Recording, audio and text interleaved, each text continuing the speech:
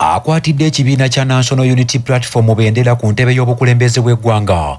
Robert Kyagulanyi Ssentamu amanyiddwa nga Bobi Wine atandise okutalaga disitulikiti y'e Sheema gy'akubirizza abaayo okuva mu kutya balonde ekibiina kya NUP wabeerewo enkyukakyuka mu Uganda.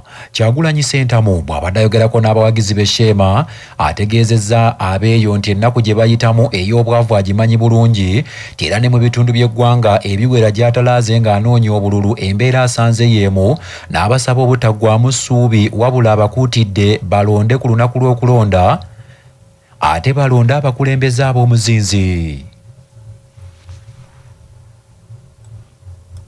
Bantu mwe muterere na umbrella na bali ku umbrella bonna nitwenda kuhindura ibanga liitu. Emihanda nimugireba, embera y'amararo nimugimanya, byari mu mbazi, embera y'amashomero nimugimanya. Tuyo nituramuka nituramu hejuru konka nagira ngo kambara muzibuka kye mwebale munonga.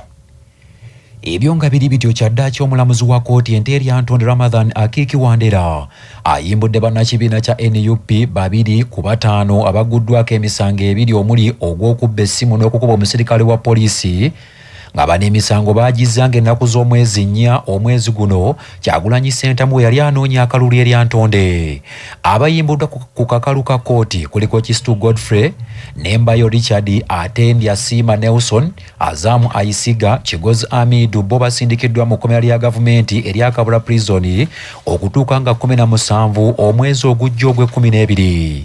Bannamateeka baabano okuli Shamimu Malende ne Tumukunde Joshua oluvannyuma lw'omulamuzi okukkiriza abantu baabwe abamu okweyimirirwa bategeezezza nti baakudda mu kkooti eyo baddemu basabe omulamuzi akkirize abasigaddeyo okweyimirirwa.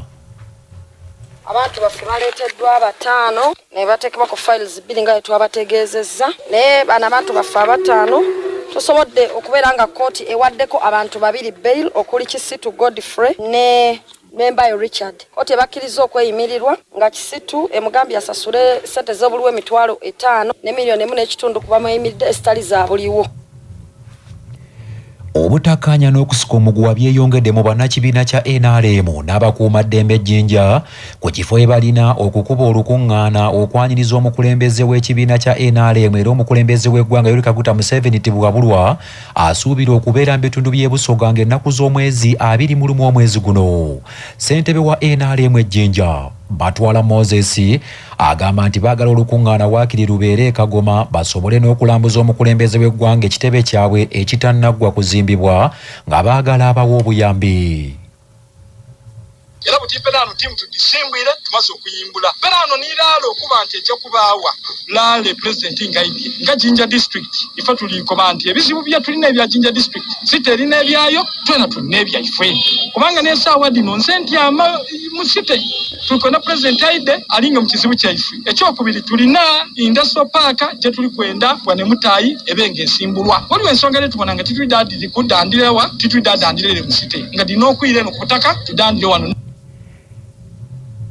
Ye omubaka wa gavumenti Ejjinja Gulume Richard wano waaviriddeyo n'atangaza ku byakkanyiziddwako era agambye nti basizza kimu olukuŋŋaana olugenda okubeerako omukulembeze eggwanga lubeere mu kisaawe e Bugembe. Waliwo ensonga y'okuba nti Jinja City Venue, Jinja District Venue. Aye, the president has been already set. It will really district ni city. Mother district adjoining ni city bakola venue ndala. Kibaire Arua bakikola batyo, kibaire Gulu bakikola batyo, kibaire Lira kyakolebwa kityo, Kyebese Soroti they joined, yaba Embale they joined, Wanedinda they joining Jinja City ni Jinja district, one venue. Fort Portal. Manya obuvuno obuddo obw'eddembe lyo tonyigirizibwa ddembe lyo ery'obwebange. Tokkirizibwa kuyombera mu lujjudde nga munnamateeka Jeremiah Keya Mwanje bw'annyonnyola. Kimenya mateeka kusinziira ku tteeka lya KCCA erikuuma obutebenkevu mu kibuga n'amateeka erya 26 omuntu yenna okuyombera mu bantu okuwemula okuvuma abantu abali mu kukubo oba abali mu kifo kyonna ekikuŋŋaanirwamu abantu oba okugezaako okunyiiza abantu oba okubakyokooza ng'akozesa ebigambo ennyimba era omuntu yenna bw'akola omusango guno bw'awozesebwa ne gumukka mu vi asobola okutanzibwa emitwalo 2 oba okusibwa emyezi 2 oba okuweebwa ebibonerezo byombi. Poliisi mu disitulikiti y'Emityana eriko abafumbo beggalidde mu kaduukulu kaayo ng'ebalanga okutulugunya omwana gwe beezaalira saako okumuyisa mu mbeera etasaanidde. Omusasu waffe James Kana Sebuguzi yalina ebisingawo.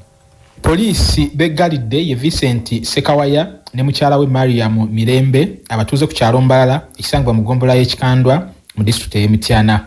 Bano poliisi gwe bavunaana gwa kukakkana ku mutabani waabwe ow'emyaka 8 ng'amannya gasirikiddwa nga bazzenga bamukolako effujjo n'okumutulugunya omuli okumuwanga ebibonerezo ebisusse emyaka gye kw'ossa n'okumumma ekyokulya. Ssentebe w'ekyalo kino Mbalala Wamala Vianney yatemezza ku b'obuyinza abasitukiddemu okugenda okukwata abafumbo bano oluvannyuma lw'okulaba ng'okutulugunyizibwa omwana ono kwayitamu kususse.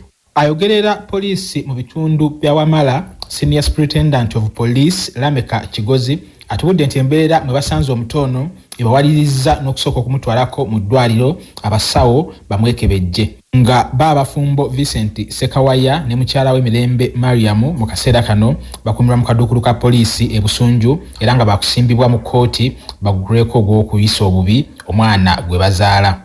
Omubiri gwe gulaga nti abadde atulugunyizibwa nga n'emiggo gibadde gimukubwa. Kale olw'embeera eno atuwaliriziddwa okukwata bakadde b'omwana ono abadde bamulabirira. Bano nno bonna nga batuuze bakukyalo ekyo Mbalala ekisangibwa mu ggombolola y'Ekikandwa wano. Bano bagenda kuggulwako omusango gw'okutulugunya ebbujje. Poliisi mu mbeera eno twagala okulabula abazadde naddala bamaama bagenda mu maka ne musangamu abaana. Bannanga abaana abo tebalina musango. Abaana baba bazaalibwa buzaalibwa. Ate naawe oba ogenda kuzaala tumanyi bigenda kubeerawo nkya. Naawe oyinza okuva mu maka ago n'olekamu abaana bo.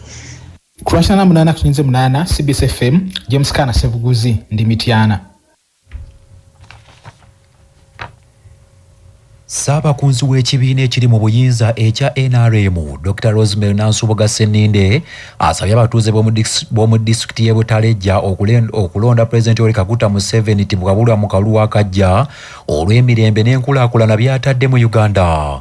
Senninde era asabye abeeyo okukuuma ebituukiddwako gavumenti y'NRM byetaddewo omuli ebyenjigiriza, ebyobulamu n'ebirala.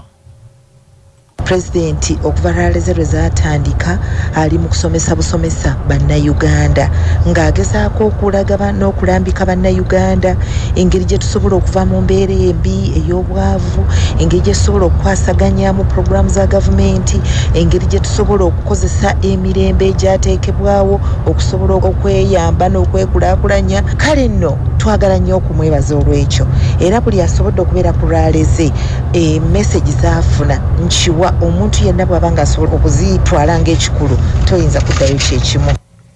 Olwaleero akwatidde NRM bendera ku bwa pulezidenti gw'eggwanga lino mu kalulu k'omwaka ogujja 2026. Ssentebe wa NRM era omukulembeze w'eggwanga Yoweri Kaguta Museveni tibwabulwa ali mu bitundu by'e Butalejja gy'agenze okuwenja akalulu.